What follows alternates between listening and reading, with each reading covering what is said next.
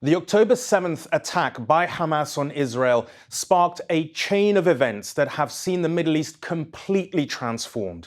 What seemed like cast-iron certainties in the region for decades have been completely shattered in the space of months, and the balance of power in the region has been upended.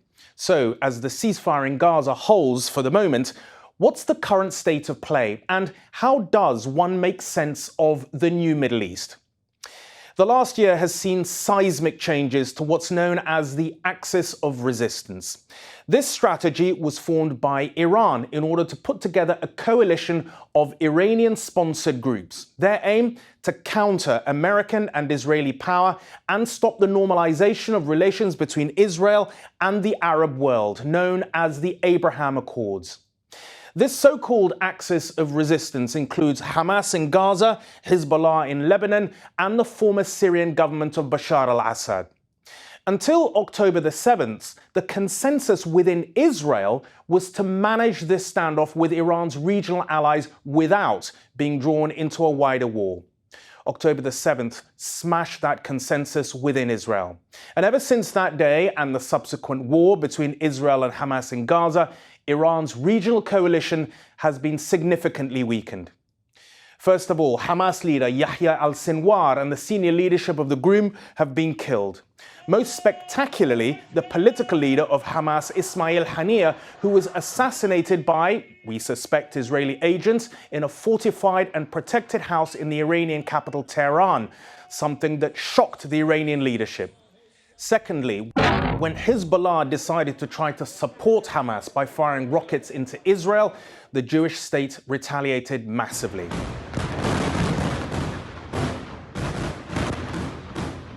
It killed not just Hezbollah's leader Hassan Nasrallah, but the entire military leadership of what was the most powerful regional ally of Iran.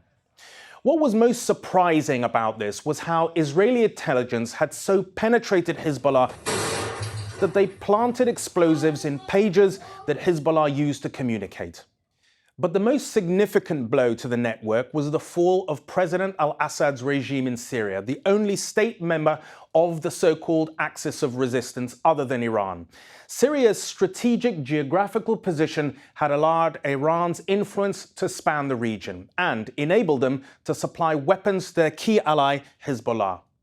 Since the fall of the regime, Syria's interim president, Ahmed al-Sharaa, has promised change, vowing to lead Syria to what he calls free and fair elections. Sharaa has also indicated Syria does not wish to make an enemy of Israel. So, at the moment, it seems unlikely Syria will rejoin this so-called axis. So, is this the emergence of a new Middle East? Well, history tells us it's not that simple. But the rules have changed, and Iran is far weaker. Where it had had a strategy to encircle and isolate Israel, it now finds itself encircled and isolated. If the ceasefire between Israel and Hamas holds, the region's most destabilizing potential flashpoint is the possibility of military confrontation between Israel and Iran.